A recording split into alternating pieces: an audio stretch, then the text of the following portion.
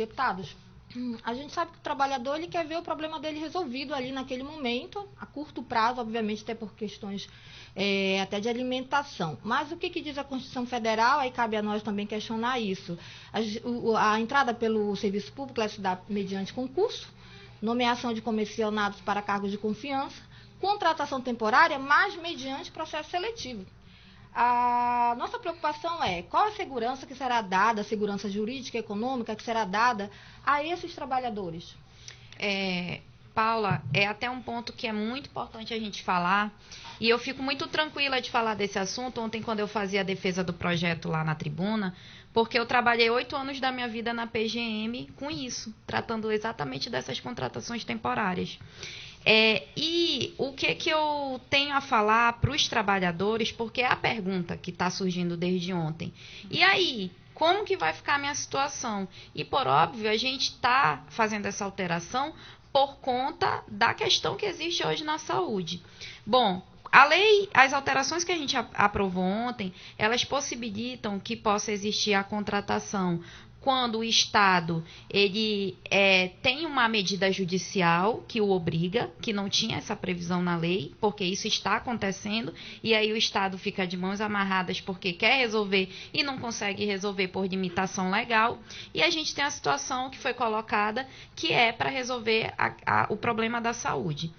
E uma das dúvidas é justamente, e aí, eu que trabalhei 8, 10 anos, ou que trabalho por um tempo, que sou técnico de enfermagem, por exemplo, eu vou ter garantida a minha vaga? Eu vou estar sendo absorvido pelo governo do Estado? E o que o governador Wilson Lima pediu que eu falasse para todo mundo?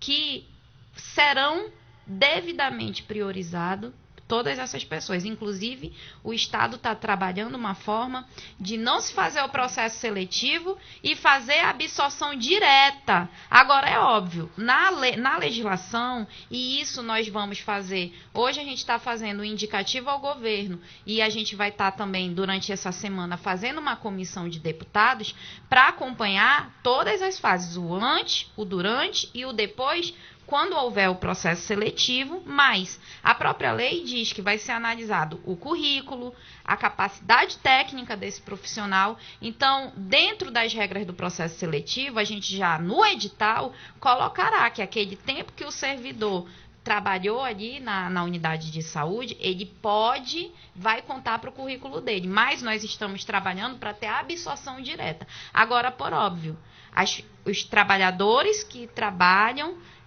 bem, que cumprem suas obrigações, eles serão valorizados, e os que não trabalham, se houver situações, porque tem situações nas empresas que o trabalhador está ali na conta, mas ele não existe, e não é culpa do trabalhador, é culpa das empresas. Por óbvio, essas situações elas não serão absorvidas. Agora, aquele que trabalhou, aquele que dedicou parte do seu tempo para a administração estadual, que estava ali nos hospitais, que muitas vezes foi manifestar que está passando por todas essas dificuldades, ele vai ser absorvido pelo governo do Estado. Qual o total de trabalhadores nessa situação, Graciete? Você que é do sindicato que representa eles. Olha, só da enfermagem, eles são mais de 4 mil. Aliás, 5 mil e poucos trabalhadores. Só enfermagem. Mas o total pode chegar o quê? 10 mil? Sim, com os maqueiros, com o pessoal da limpeza, da alimentação, que todos são terceirizados, que trabalham no hospital. Pegando todos esses daí, chegam uns 10 mil. Então, a lei vale tanto para técnica de enfermagem. Vocês podem citar aí quais são as funções que serão contempladas? Importante, Paula, sobre esses números. Sim. O Estado tem hoje aproximadamente 10 mil funcionários terceirizados na área da saúde. Desses 10 mil, 6 mil são da atividade fim, ou seja, técnico de enfermagem, enfermeiro e médicos, né? E com essa contratação direta, vai ser economizado 3 milhões de reais por mês, por conta de que as empresas terceirizadas, naturalmente, elas cobram em cima do valor por funcionário, tem os encargos, os impostos e o lucro, naturalmente. Então, com essa contratação direta, vai gerar também essa economia para o Estado e, claro, a segurança para os trabalhadores. E aí, atividade meio, maqueiro, conservação e limpeza, enfim. Eu vou colocar uma situação que a gente tem acompanhado, isso não é de hoje também, muitos dos senhores sabem disso, das senhoras também sabem disso. Quando começou esse negócio de terceirização na saúde, eram as cooperativas lá atrás. E a ideia era tirar do Estado aquele sobrepeso nas contas, e você tinha, por exemplo, o pagamento de INSS, uma série de coisas. Tudo isso com terceirização lá atrás acabou. Começou com os médicos por lá. Bem, depois o governo viu que deu certo, daí começou a terceirizar tudo. E aí terceirizou segurança, terceirizou a alimentação, terceirizou a vigilância, no caso que já falei, e foi terceirizando tudo. Como é que uma coisa que era boa lá atrás, agora não está boa? Porque, deputado Saulo, a gente observa que o governo, o que ele está querendo fazer, e volto a afirmar, o governo não ficou de mãos, esse governo não ficou de mãos cruzadas ali esperando o negócio estourar de vez. Eu falei economia de 3 milhões mês, 36 milhões ano, não é? O Ministério Público, ele acompanhou isso? Vocês tiveram a participação do Ministério Público nessa elaboração, nessa discussão também? Até por conta do grande problema gerado ao longo do tempo, por greves, paralisações, né, os próprios funcionários e sindicatos várias vezes foram procurar o Ministério Público do Trabalho.